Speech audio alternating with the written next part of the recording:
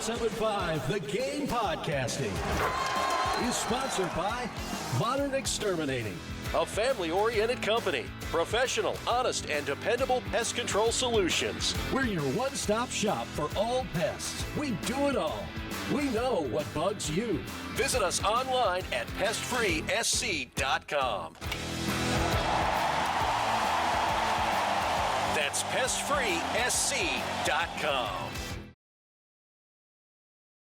What started as such a great Friday night? Basketball wins. Baseball wins. Softball wins. Braves win. Everybody was winning.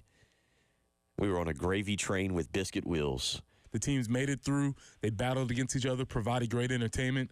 But for the haters, if they don't win, it'll be an easy target for them.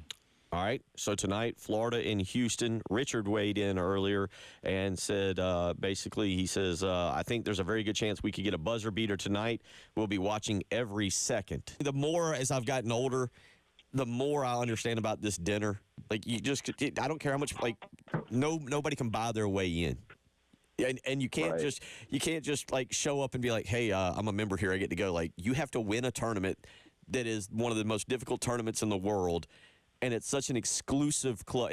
I just can't imagine. Like, that you always see they have somebody, the Golf Channel will have their cameras and they'll have people filming the guys going in to hang up, but there's no cameras allowed inside. You get that one picture of all of them together. And a matter of fact, most of them don't even come out and discuss what happened on the inside. They need to have a scale going in and then a scale coming out. So we don't need to see the dinner. We just need to know what you weigh in before and then what you're weighing after.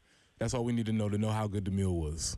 South Carolina women, we've talked about it this morning, they fall yesterday. They win Friday night and win rather convincingly, Preston. We focused a lot on yesterday's game, but Friday night, obviously, very good night for them. They played well, and they just kind of continue to show, much like Connecticut showed yesterday. Connecticut's the better team.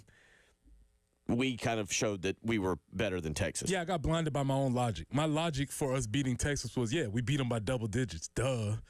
Somehow or another, I couldn't make that same logical conclusion with us and UConn, and it slapped me in the face. Thorns, buds, roses. Here you go. Thorns. Got to give a thorn to myself. Oh. I'm on my own nerves. I don't even like who I am as a fan because I am a spoiled brat just like everybody else in Columbia.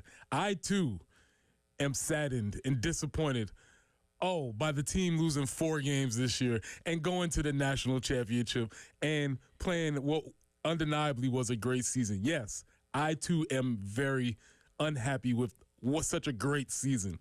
I'm on my own nerves. Okay. Also, a thorn in my own side because I was blinded by bias. How could I not see this coming? They lost by 20 points earlier this season. And somehow, in my convoluted mind, I just they'll get it. They'll get it together. That was a fluke, flash in the pan.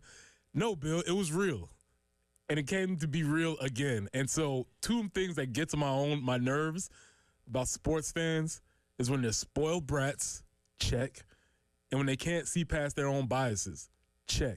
I did both of them. Committed 2 of my personal sins. I'm on my own nerves with the Thorns. Buds, Dawn will retool. We know this. You mentioned this. After the Iowa game, she went out and got some shooters because they needed to have some shooters. There's going to be some holes that they need to fill in this roster. Already heard whispers or read some things. She made it very clear that she is going to be active in the portal, going to find the ingredients that they need for this particular team because they have everything set, but there's going to be some things that need to be moved forward, mainly the development, in my opinion, of Tessa Johnson and Malaysia Fawali. Those are the 2 women that I felt we needed to have play well. They did not, and I think the score indicated itself. So, Buds, there will be some things planned for them. And, Bill, I have to do it. Since we give out roses and somebody championships. It's fair. I'm going to give the roses to Gino Auriemma this weekend. 12 roses, a dozen for a dozen championships. Gino did a great job, man. He has not won since 2016. That was a long time ago. Yeah. And you think about UConn, you always think about them being in the mix, and they have been. But that's a drought. Yeah.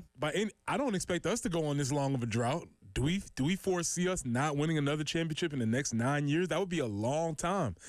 So I'm going to give roses to Geno also because Geno, though infamously known as being a very difficult coach, I watched the way his players talk about him.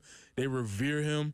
They always telling stories about how he's getting on them in practice and how he was so hard on them. But they always talk about him with a high level of praise. And I respect that out of a coach, especially somebody who is so difficult to be around as he was earlier in his year. But I will say this, Bill.